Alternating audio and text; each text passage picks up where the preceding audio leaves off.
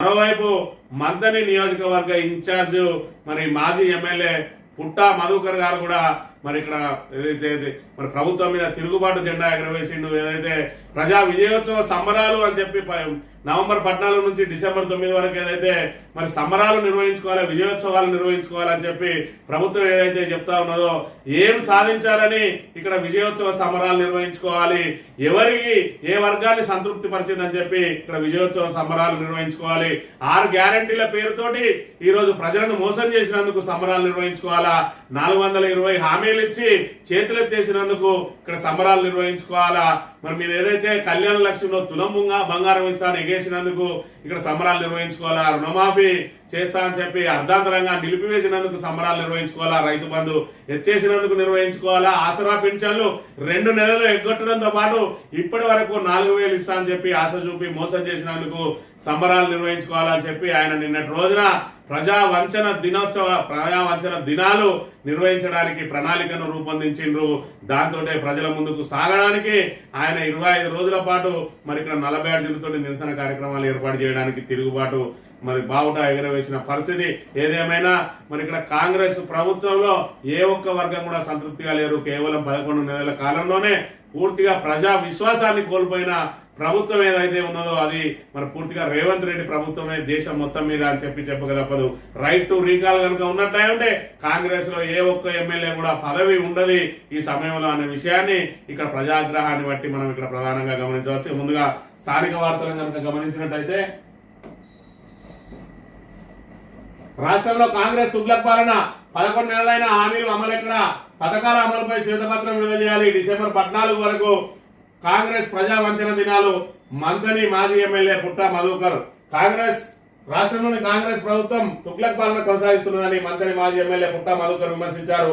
మంతనిలోని రాజగృహంలో మంగళవారం ఆయన విలేకరులతో మాట్లాడారు.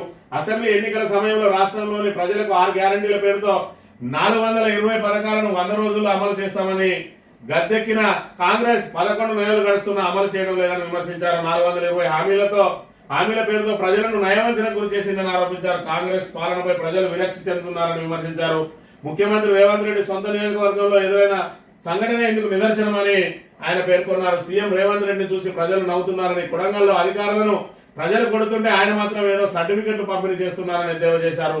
మహిళలకు ఆర్టీసీ ఉచిత బస్సు ప్రయాణం మినహా ఇప్పటి వరకు ఏ ఒక్క పథకం కూడా పూర్తి స్థాయిలో అమలు కాలేదన్నారు. కాంగ్రెస్ పార్టీ ఎన్నికల మేనిఫెస్టో కమిటీ చైర్మన్ గా ఉన్న మంత్రి శ్రీధర్ బాబు సొంత నియోజకవర్గానికే ఇప్పటి వరకు పథకాలు అమలు కాకుంటే రాష్ట్రంలో ప్రజలకు ఎక్కడ పథకాలు అందుతాయన్నారు. ప్రభుత్వ పాలనపై ఈ నెల 14 నుంచి డిసెంబర్ 9 వరకు కాంగ్రెస్ ప్రజా వంచన దినాల పేరుతో నిరసన కార్యక్రమాలకు శ్రీకారం చుట్టామన్నారు. 1 నెల రోజుల పాటు నల్ల బ్యాడ్జీలు ధరించి నిరసన చేపట్టడం జరుగుతుందని చెప్పి మరి నిరసన కార్యక్రమాలకు బీఆర్ఎస్ శ్రేణులు పెద్ద సంఖ్యలో పాల్గొని విజయవంతం చేయాలని పిలుపునిచ్చారని చెప్పి నిన్నటి రోజున మరి ఇక్కడ ప్రజా వంచన దినోత్సవాలని చెప్పి ఆయన ప్రత్యేకంగా మరి ఇక్కడ ఏదైతే ఒక పాంప్లెంట్ ని కూడా తయారు చేయడం జరిగింది. కాంగ్రెస్ ప్రజా వంచన దినాలు నవంబర్ 14 నుండి డిసెంబర్ 9 వరకు అని చెప్పి మరి కాంగ్రెస్ పార్టీ 6 గ్యారంటీలు 420 అంశాలతోటి అలవికాని హామీలు ఇచ్చి తెలంగాణ ప్రజలను మోసం చేసి అధికారంలోకి వచ్చి 100 రోజుల్లోనే 6 గ్యారంటీలను అమలు చేస్తామని ఇంటింటికి బాండ్ పేపర్ల మీద ముఖ్యమంత్రి రేవంత్ రెడ్డి, ఉప ముఖ్యమంత్రి బట్టి విక్రమార్కలు సంతకాలు చేసి ఏడాది పూర్తి కావస్తున్న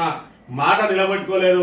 18 సంవత్సరాలు నిండిన ప్రతి మహిళకు ప్రతి నెల 2,500 ఇస్తా అని, 500కి గ్యాస్ సిలిండర్ ఇస్తా అని, మహాలక్ష్మి పేరుతోటి కేవలం ఉచిత బస్సు ప్రయాణ సౌకర్యం కల్పించి మహిళలను వంచిందని, ఈ విధంగా రైతు భరోసా, బోనస్, రుణమాఫీ, యువ వికాసం, ఇందిరమ్మ ఇల్లు, గృహజ్యోతి, చేయూత, అదేవిధంగా తులం బంగారం లేదా కళ్యాణ లక్ష్మికి, విద్యార్థులకు స్కూట్లు, అమరవీరులకు గౌరవ పెన్షన్, 2 లక్షల ఉద్యోగాలు నిరుద్యోగులకు, మరి బతుకమ్మ చీరలకు ఎగనామం పెట్టింది, రంజాన్ తోఫాకు ఎగనామం పెట్టింది, క్రిస్మస్ నజరానాలకు ఎగనామం పెట్టింది, గొర్రెల పంపిణీని నిలివేసింది, చేపపిల్ల పంపిణీలో అలక్ష్యం వహించి ఇప్పటి వరకు ముదిరాజు అన్నలకు ద్రోహం చేసింది. మరి ఇన్ని రకాలుగా మరి ప్రజలను ఇబ్బందులు పెట్టి ఇంకా ఈ కాంగ్రెస్ తుగ్లక పాలనలో విజయోత్సవ సంబరాలు చేసుకోవాలని చెప్పి పిలుపునివ్వడం మరి ఇక్కడ పెద్ద హాస్యాస్పదం అని, దీనికి అంతటి కూడా మేనిఫెస్టో చైర్మన్ గా ఉన్నటువంటి శ్రీధర్ బాబే ఈ అబద్ధపు హామీలతోటి ప్రజలను బురుడి కొట్టించినందుకు ఆయనే బాధ్యత వహించాలని కూడా నిన్నటి రోజున ఆయన డిమాండ్ చేసిన పరిస్థితిని మనం ఇక్కడ ప్రధానంగా మరి